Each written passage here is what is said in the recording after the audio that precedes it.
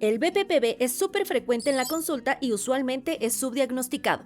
Usualmente van a ser crisis breves que van a tener una duración menor a 60 segundos. El diagnóstico es clínico Entonces no sirve de nada radiar al paciente, y aunque no lo creas, el tratamiento de primera línea no son medicamentos. pues la primera línea van a ser maniobras. En este video, la doctora Nidia Jaurrieta, otorrinolaringóloga, te explica todo lo que necesitas saber sobre vértigo posicional paroxístico benigno. Esta es una patología donde la persona va a referir que tiene una sensación subjetiva. Todo lo que es vértigo y mareo es completamente subjetivo, o sea, no hay manera de que pues tú lo puedas medir más que viendo el nistagmus, ¿ok? De movimientos rotatorios. Cuando estamos hablando de vértigo, va a ser sensación de que todo da vueltas. Mareo es como una sensación de barco. Usualmente van a ser crisis breves que van a tener una duración menor a 60 segundos. Esto es algo muy importante que se les quede bien grabado, menor a 60 segundos.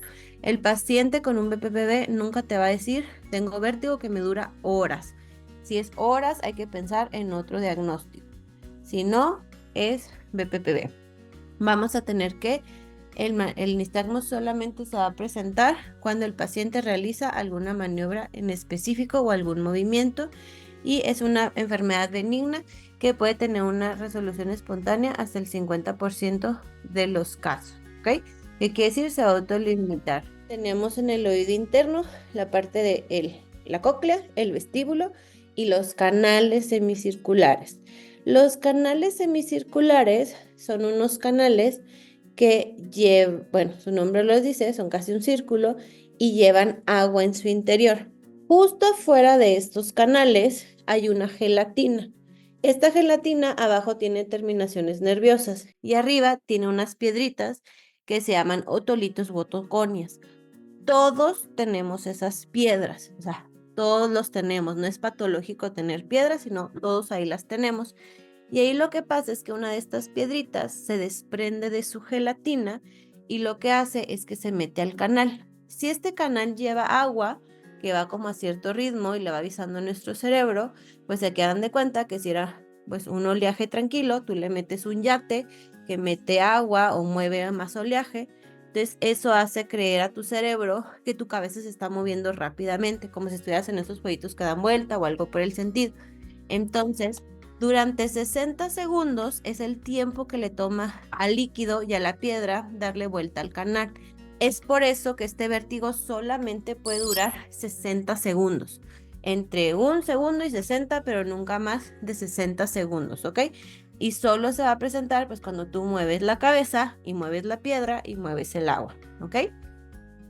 Entonces, la localización más común es que el canal afectado sea el posterior, porque pues nosotros pasamos por lo menos 8 horas acostados en la noche. Entonces, lo más fácil es que si se desprende una piedra, pues se vaya al canal posterior. El segundo por localización sería el canal lateral o el horizontal, y el menos común es el anterior. Vamos a tener que, pues en general, no sabemos por qué pasa, o sea, nadie sabe por qué se desprendió la piedra. Hay causas específicas como pacientes que tuvieron un traumatismo craneoencefálico, pacientes que tuvieron una cirugía, una laberintitis, que tú le estuviste fresando pues la mastoides y eso generó el desprendimiento de las piedras. Pacientes que tuvieron alguna trombosis de la arteria vestibular, o sea, hubo necrosis dentro del oído, pues la edad, ¿no?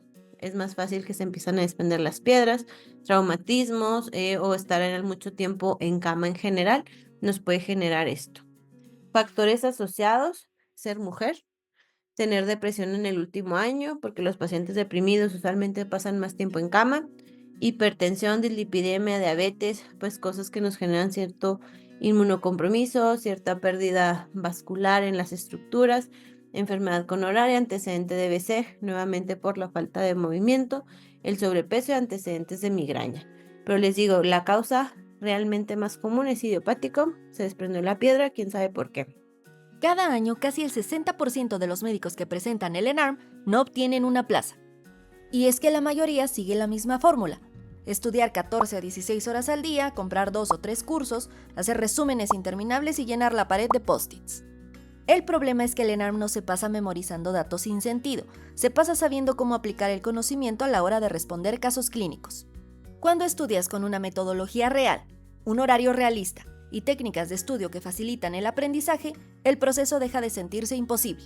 En Aesculapius, además de clases pregrabadas, clases en vivo con especialistas, resúmenes, exámenes semanales y simuladores en ARM,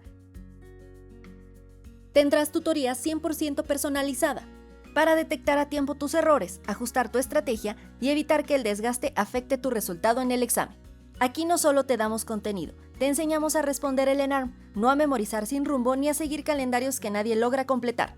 Visita aesculapius.com para conocer nuestros cursos. Las inscripciones ya están abiertas. El diagnóstico va a ser clínico. Si el oído es una estructura muy pequeña, que les digo que hay que pedir cortes de 1 milímetro para poder verlo bien, estas piedras son nanométricas, o sea, no hay estudio de imagen donde tú vayas a ver un otolito, o que digas, mira, hay un otolito metido en el laberinto. No, entonces no sirve de nada radiar al paciente, no sirve de nada hacer una resonancia, una tomografía, aunque vean los cortes más finos del mundo. Entonces, aquí lo que vamos a hacer es hacer ciertas posiciones en la cabeza del paciente para estimular el canal, ver dónde está la piedra y de esa misma manera sacarlo. Y esto le llamamos maniobras. Vamos a tener que, cuando estamos hablando del vértigo postural paroxístico benigno posterior, que les digo es el más común, su maniobra se llama Dix-Hallpike, ¿ok? ¿Cómo va a presentarse un Dix-Hallpike? Con un nistagmo horizonto rotatorio. El nistagmo es un movimiento involuntario de los ojos. Tenemos un nervio o una conexión que se llama vestíbulo ocular, y esto es que tu cabeza, tu equilibrio y tus ojos son uno mismo. Si tú mueves la cabeza, tus ojos tienen que ir junto con tu cabeza y cosas por el estilo. Entonces, cuando hay una afectación del sistema vestibular, puede presentarse este nistagmo, que es un movimiento involuntario. No lo puedes controlar, por más que el paciente diga yo quiero ver un punto fijo, no lo puede hacer. Y de hecho el nistagmo es lo que hace que el paciente sienta que todo se está moviendo, porque pues literalmente sus ojos se están moviendo rápidamente. Cuando tenemos un canal posterior, el movimiento de los ojos es así, rotatorio, hace este tipo de movimientos, ¿ok? Cuando es lateral, vamos a ver que es horizontal, cuando es anterior, es vertical, ¿ok? Pero en general, pues yo el nistagmo, o sea, yo pongo el oído o el problema está del lado derecho, pues cuando yo muevo la cabeza hacia el lado derecho, pues vamos a tener el nistagmo hacia ese lado, ¿ok? Aquí les pongo que siempre va a durar menos de 60 segundos de duración. Hay ocasiones donde tú pones la cabeza en la posición y no va a estar inmediato el nistagmo, sino pues en lo que se empieza a mover la piedrita, ahí es donde empieza. A eso le llamamos latencia, que puede ser desde 5 segundos, pero en general dentro de ese rango de 60 segundos tú tienes que ver un nistagmo para considerar que ese es el canal afectable. Y como les digo, el cuerpo es sabio. Si yo estoy poniendo la cabeza una y otra y otra y otra vez en la misma posición, tu cuerpo por protección va a disminuir como la función de ese canal para que no estés con tanto vértigo de forma constante. Entonces, si tú al paciente dices, ay, tengo dudas y ya 10 veces lo pusiste en la posición de Dix-Hallpike, cada vez vas a notar que el nistagmus es menos intenso. Entonces, ¿cómo es la maniobra de Dix-Hallpike? Pues básicamente lo que vamos a hacer es que se recuesta al paciente y la cabeza queda en hiperextensión, o sea, la cabeza queda hacia atrás, porque pues en esa posición es donde se va a estimular el canal. Solamente tienes que poner la cabeza en hiperextensión, unos 45 grados para atrás. Le pides al paciente que mantenga los ojos bien abiertos y esperas el nistagmus. Se presenta el nistagmus, pues dices, perfecto, ya tengo un Dix-Hallpike positivo. Quiere decir que tengo un vértigo postural paroxístico posterior, ya sea derecho o izquierdo, dependiendo de para qué lado te dio el nistagmus. El nistagmus solo se va a presentar con la maniobra adecuada. Yo le puedo hacer todas las maniobras para ver el anterior y el lateral, y en esos casos no se va a presentar nistagmus a menos de que yo tuviera piedras en todos los canales, ¿ok? Esto tiene que durar mínimo 1 minuto. Si yo les digo que toma 1 minuto en dar la vuelta, entonces lo que vas a hacer es que dejas al paciente en esa posición hasta que la piedrita termine de dar la vuelta y luego ya lo puedes volver a sentar. Vamos a tener el lateral, que es el segundo en frecuencia. Este igual es un nistagmus que suele ser horizontal, o sea que acá termina como cambia, la manera en la que lo van a estar viendo. Y igual que todos es agotable, mientras más lo hagas, pues peor.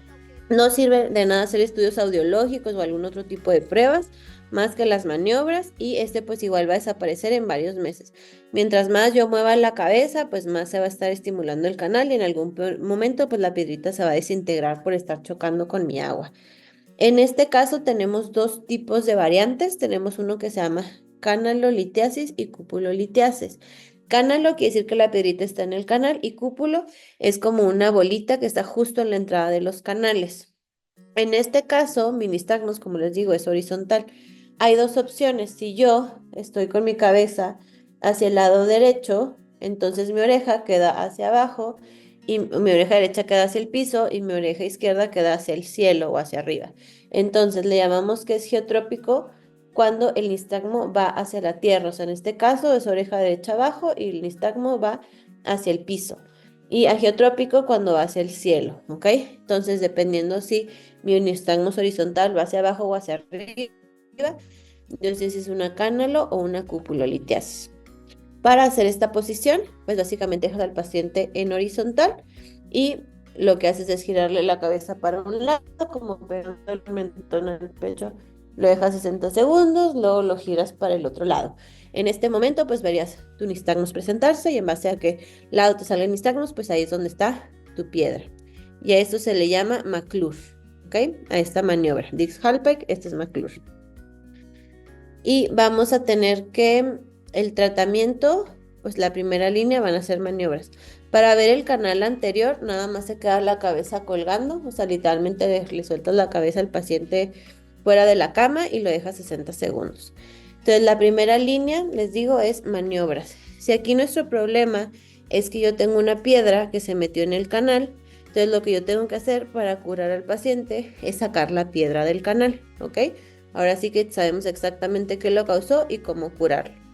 Usualmente el 80% de los pacientes va a tener éxito con una maniobra, va a ser más que suficiente. Si el paciente está muy sintomático, te está vomitando en el consultorio y cosas así, le podemos dar manejo sintomático pues para la cuestión de la náusea, el vómito. Puede ser sinaricina de 40 a 120 miligramos diarios en 2 a 3 tomas. Si vemos que es demasiado, se les puede dar dimenidrato de 50 a 100 miligramos 2 o 3 veces al día. Si está, les digo, muy vomitón, puede ser metoclopramida IV o intramuscular 10 miligramos y posteriormente vía oral. La verdad es que el vértigo es algo muy feo, los pacientes son muy sintomáticos y después de hacer la maniobra le vamos a pedir al paciente que limite los movimientos cefálicos porque pues en teoría tú sacaste la piedra, entonces ahora la piedra está suelta en tu gelatina y si esa piedra el paciente mueve mucho la cabeza se puede meter a cualquier otro de los canales o regresar al mismo canal y hay que volverla a sacar. Que hay que referirlo a un segundo nivel para que otorrinolaringología lo reposicione. Vamos a tener maniobras así como diagnósticas, también maniobras específicas. Entonces tenemos la maniobra de Epley o de Semont, que son las que son para el canal posterior. Tenemos la de Barbecue, que es para la horizontal y hay veces que pueden requerir rehabilitación vestibular. Entonces, ¿cómo es la maniobra de Epley? Con el paciente en decúbito supino, la cabeza se coloca girada a 45 grados hacia el lado afectado y extendida aproximadamente unos 30 grados.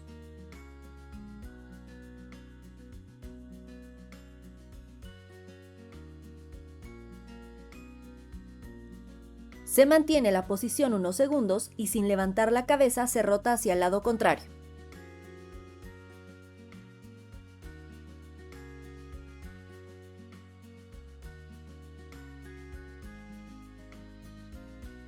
Posteriormente, el cuerpo se gira hacia ese mismo lado hasta quedar en decúbito lateral.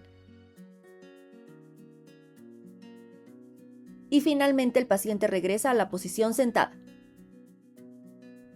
Esta secuencia permite que los otolitos salgan del canal semicircular y se resuelva el vértigo. Lo que estamos haciendo es seguir la forma del canal para sacar la piedrita. Y les digo, en estos casos es un 80-90% de éxito lo que podemos tener con una sola maniobra. Vamos a tener que hay otra que se llama de Semont. Esta lo podemos usar en pacientes que tienen más limitación para los movimientos cervicales, pacientes que tienen antecedentes de cirugías lumbares o cervicales, adultos mayores. que están muy rígidos, que tienen molestias cervicales en general. Y esto, pues les digo, igual simplemente es colocar la cabeza en cierta posición para que la piedrita pueda ir moviéndose de un lado al otro hasta lograr salir del canal. Vamos a tener la maniobra de Lempert o de barbecue. La maniobra de barbecue se realiza con el paciente en decúbito supino. La cabeza se rota 90 grados hacia el lado sano y posteriormente el cuerpo gira en la misma dirección en pasos sucesivos de 90 grados hasta completar una rotación de 360 grados. Estos movimientos permiten que los otolitos se desplacen a lo largo del canal semicircular horizontal y se resuelva el vértigo. Entonces, esta como tip, acuérdense que se llama barbecue y es donde le dan la vuelta al paciente como un pollito rostizado, o sea, le dan toda la vuelta completa porque es el canal lateral. Ahora hagamos un resumen de los puntos más importantes sobre BPPV. El primero es que es la sensación subjetiva de movimientos rotatorios asociada a movimientos de la cabeza. El segundo punto es que tiene una duración de entre 1 y 60 segundos, ya que es el tiempo que la otoconia tarda en recorrer todo el canal afectado. El tercero es que el diagnóstico es clínico. Recuerda que para el BPPV posterior se utiliza la maniobra de Dix-Hallpike y para el lateral se utiliza la maniobra de McClure. El cuarto punto es que el tratamiento de primera línea para el BPPV posterior es la maniobra de Epley o la de Semont. Y el último punto es que para BPPV horizontal se utiliza la de barbecue. No te olvides de darnos like, suscribirte y darle clic a la campanita para ver más contenido como este.